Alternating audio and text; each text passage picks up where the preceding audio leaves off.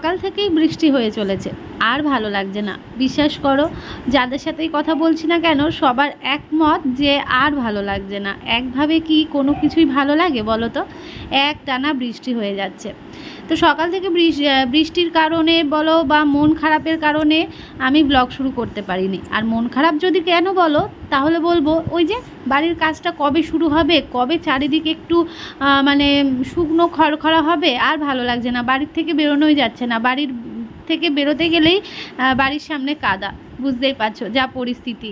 তো যাই হোক, এই ব্লগ শুরু করব করে আর করা হয়নি। তো এখন দুপুরবেলায় স্নান সেরে আসলাম। আজ স্নান করতেও না অনেকটা লেট হয়ে গেছে, ওই ফোন নিয়ে বসে কিছু কাজ করছিলাম, তো তার জন্যে লেট হয়ে গেল আর কি। সোনা বাবা তো ঘুমোচ্ছে, ওকে স্নান করিয়ে খাইয়ে ঘুম পাড়িয়ে দিয়েছি দোলনাতে। আর এদিকে আমি স্নানটাও সেরে নিয়েছি আর চুলটা আঁচড়াচ্ছি। আর অনেক হেয়ার ফল হচ্ছে, তোমরা অনেকে আমাকে বলেছো যে রিয়াঙ্কা চুল কেটো না, আবার অনেকে বলেছো যে না রিয়াঙ্কা একটু চেঞ্জ করো, তাহলে তোমার লুকটাও চেঞ্জ হবে। তবে এখনও আমি দিশাহারা, বিশ্বাস করো, যে কি করব না করব এটা ভেবে। তো দেখা যাক, সময় আসুক তখন দেখা যাবে। তো ওই যে চুল আঁচড়ালেই এত চুল পড়ে, তো সেইগুলোকে নিয়ে আবার রেখে দিয়ে আসলাম। অনেকে বলে চুল বাড়ে না, কিন্তু আমার চুল নোক এত পরিমাণে বাড়ে কি বলবো। দেখো আমার চুলটা কোথায় চলে গেছে, মানে হাঁটু পর্যন্ত আমার চুল হয়ে গেছে, বুঝতে পারছো? তবে কি জানো তো, কোনো কিছুই না বেশি ভালো লাগে না, কারণ আমার চুলটা আগে গোছ ছিল, তো তাই লম্বা চুল ভালো লাগতো। দিন যত যাচ্ছে ততই পাতলা হয়ে যাচ্ছে। তো ওই আশাতেই রেখেছিলাম যে যবে চুল পাতলা হবে, কারণ একদিন না একদিন তো হবেই, তখনই চুলটাকে ছোট করব। তাছাড়া চুলের যতক্ষণ এখনও গোছ রয়েছে তো থাক আর কি, সেই ভেবেই। তবে অনেকটাই হেয়ার উঠে যাচ্ছে বলে অনেকটাই পাতলা হয়ে গেছে, তবে এখনও যেটুকু আছে অনেকটাই। তো দেখা যাক কি হয়।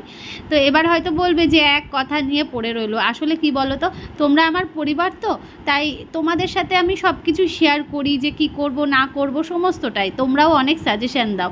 তো এই চুল কাটা নিয়ে তোমরা অনেক কিছু বলেছিলে, তো তাই আজ চুল আঁচড়াতে গিয়ে এই কথাটা মনে পড়লো, তাই তোমাদের সাথে শেয়ার করছি আর কি। আর সোনা বাবাকে জানো তো ওই ঘরে দিয়েছি, ওই ঘরে মানে একটু অন্ধকার অন্ধকার বেশি লাগে, তাই ওই ঘরে দিলে না ও ঘুমাবে ভালো, এই আশাতে আর কি। কারণ অন্ধকার পড়লে ও ভাববে হয়তো রাত, তো তার জন্য ঘুমিয়ে পড়বে। তোমরাও অনেকে বলেছো। আর হ্যাঁ, একটা দিদিভাই আমায় বলেছে যে আমার ঘরের পর্দা চেঞ্জ করতে, তো খুব তাড়াতাড়ি দেখি ঘরের পর্দাটাও চেঞ্জ করব। সবগুলো হয়তো একবারে করব না, হয়তো যেই ঘরে থাকি সেই ঘরেরটাই চেঞ্জ করে নেব, মানে এই ঘরেরটা। আর এদিকে গতকালকে এসির জায়গাটা না ধুলো পড়েছিল, মানে এত ধুলো পড়ে বললামই তোমাদের, আমাদের ঘর রাস্তার ধারে না হয়েও অনেক ধুলো পড়ে। আর ওইদিকে আলমারির ওপরটাও একটুখানি গুছিয়ে নিয়েছে, ওই কম্বলটা অনেক দিন ধরে নিচে ছিল, তো সেটাকে ওপরে দেওয়া হয়েছে। আর শোকেসের ওপরটাও গোছানো। আর আমার সোনা পাপা মানে ঘুমোবে আর মাথায় হাত নাহলে মুখে হাত, মুখের ওপর হাত দিয়ে রাখবে নাহলে মাথার ওপর হাত। ওর যে কত চিন্তা আমি জানি না, ওর যে কী চিন্তা। আর জানো তো, তোমাদের সাথে এই কথাটা শেয়ার করা হয়নি, ও যখন জন্মায় তখন ও গালে হাত দিয়ে রেখেছিল।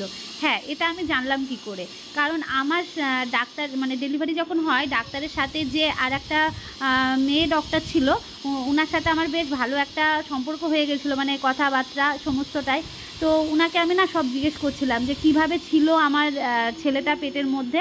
তো তখন বলছিল যখন ওকে বার করা হয় তখন ও দুটো হাত গালের মধ্যে। দরজাটা দিয়ে দিলাম, কারণ এখন চলবে একটা ভিডিও শ্যুট করা।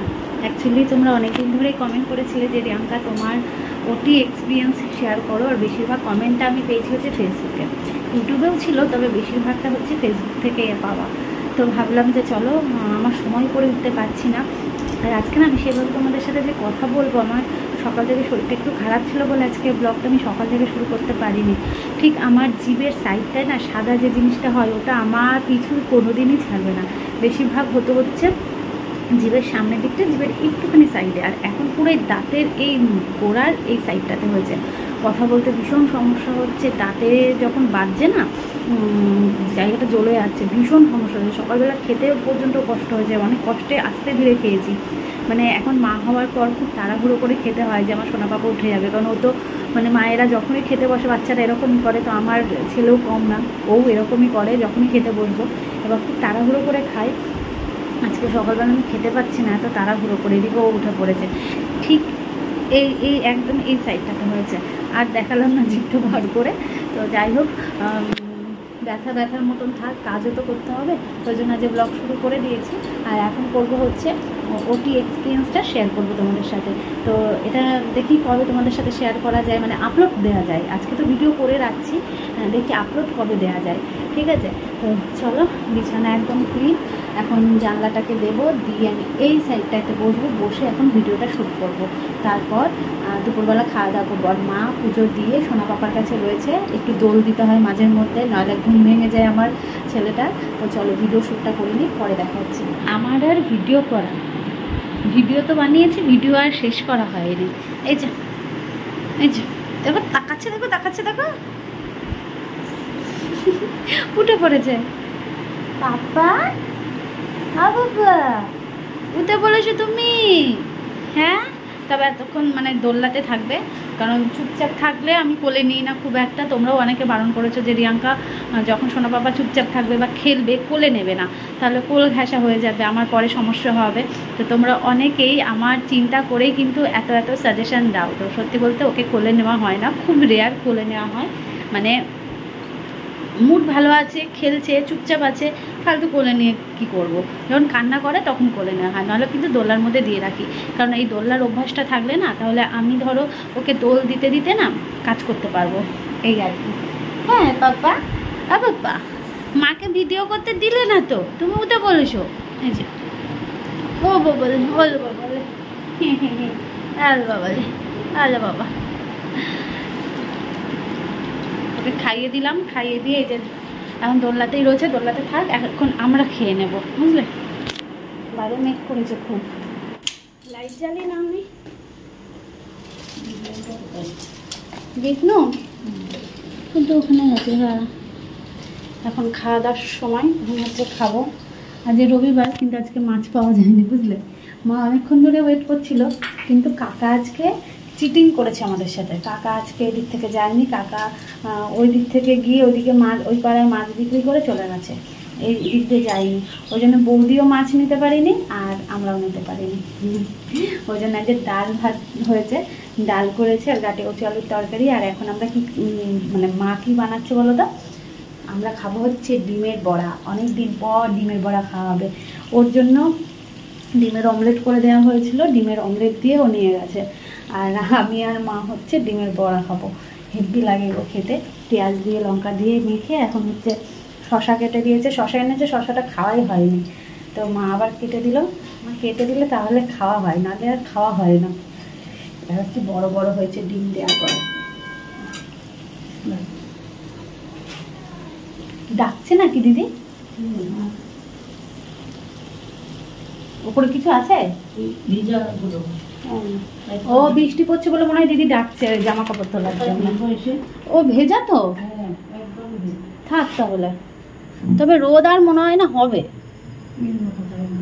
ওই দড়ি ইয়ে হয়ে গেছে, তাহলে নিচের দড়িতে মেলতে হবে। বৃষ্টি পড়ছে বলে ওই দিদি ডাকছে মনে হয়, ঢেকে রাখি।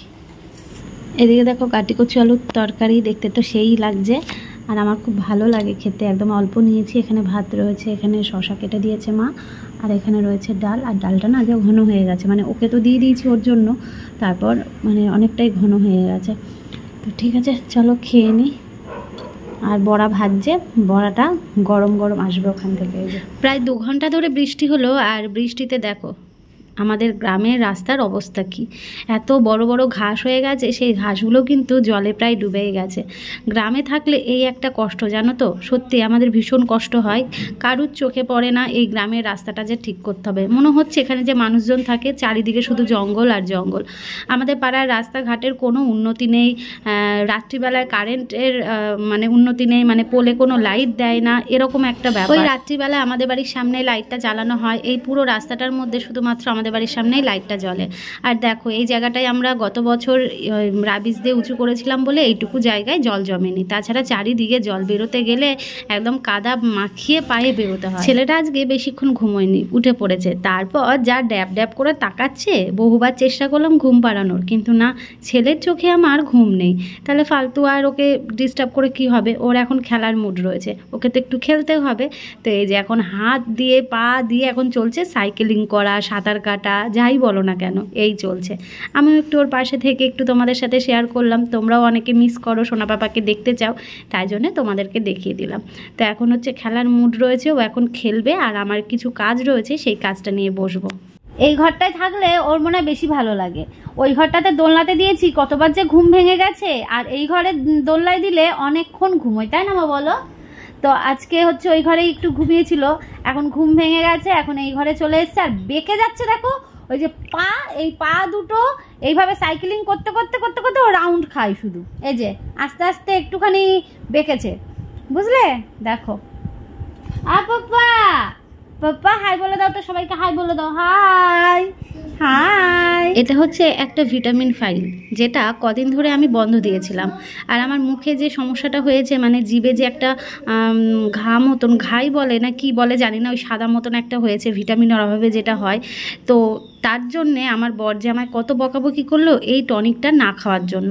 তো আজকে আবার শুরু করলাম, তাই ভিডিও করে রাখলাম যাতে দেখলে বুঝতে পারবে যে আমি ওষুধটা খেয়েছি, নাহলে ভাবে আমি ওষুধটা খাই না। হ্যাঁ, অবশ্য কটা দিন ওষুধটা খাইনি। আজকে এই সমস্যাটা হওয়ার কারণে আজকে আবার ওষুধটা খেলাম। ওই যে বলে না, ঠেলায় না পড়লে বিড়াল গাছে ওঠে না, আমার হয়েছে সেই অবস্থা, এখন ঠেলায় পড়েছি। দুপুরবেলা ভিডিও শ্যুট করলাম, এডিট করতে গিয়ে দেখি কানের নেই। তখন গিয়ে মনে পড়লো কানেরটা কোথায় গেল। গুজি দেওয়া কানের, এই জন্য আমি পড়তে চাই না। এর আগেও একটা কানের ছিল, সেই কানেরটা কতবার যে হারিয়ে যেত আর কতবার পেয়েছি, কতবার। আর একটা কানের তো হারিয়ে গেল শোনো। হ্যাঁ, ওটা তো হারিয়ে গেছে বিয়ের পর। এর আগে আর একটা ছিল, সেটাও। আর এই কানেরটাও তাই, ওই ঘরে পড়েছিল। তারপর খুঁজতে খুঁজতে দেখি ওই ঘরে পড়ে রয়েছে। এডিট করতে গিয়ে দেখি কানের নেই। ফেসবুকে ভিডিও পোস্ট করেছি, সবাই কমেন্ট করছে, দিদি ভাই তোমার কানের নেই তো। তো সন্ধেবেলায় খুব কষ্ট পাচ্ছিলাম, মানে বিকেল থেকেই কষ্ট পাচ্ছিলাম। ও কাছ থেকে আসলো সন্ধেবেলায়, এসে ফ্রেশ হয়ে নিয়ে এসে দিল হচ্ছে ওষুধ। পাচ্ছি না, প্রচণ্ড ফুলে গেছে জিভের জায়গাটা, পুরো সাদার আশেপাশটা পুরো লাল হয়ে এতটা ফুলে গেছে। আর এই জায়গাটা এত যন্ত্রণা করছে, কান দিয়ে গলা দিয়ে প্রচণ্ড যন্ত্রণা করছে, মানে আমি খেতে পারছি না। মা ওই এনে দিল, হরলিক্স এনে দিল, হরলিক্স খেলাম। কি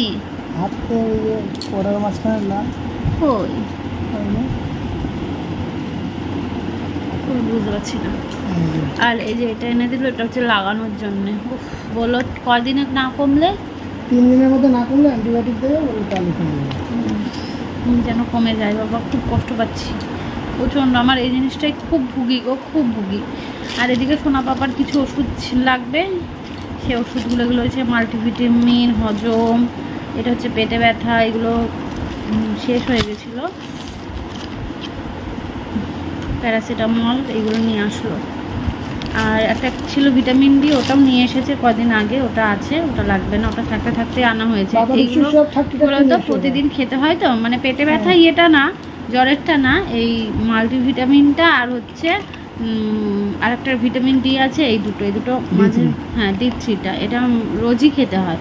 আর এগুলো তো মাঝে মধ্যে পেটে ব্যথা হলে। এই তো চলো ওষুধটা খাই, খেয়ে দেখি কেমন কি হয়। এটা রাতেই তো খেতে হবে, রাতে খেতে হবে। হ্যাঁ, দিনে 2টো করে খেতে হবে। তুমি আগে খাও। আর ওই জেলটা রাত্রিবেলায় এত যন্ত্রণা করছিল, তাই রুটি মানে চিবিয়ে খাবার মতন ক্ষমতা আমার ছিল না। এদিকে খেতে তো হবেই, তাই এখানে মা হলো চিড়ে আর হচ্ছে ছাতু দিল জল দিয়ে মেখে, এখন এটাই আমি খাবো। এটাই হচ্ছে এখন আমার রাতের খাবার।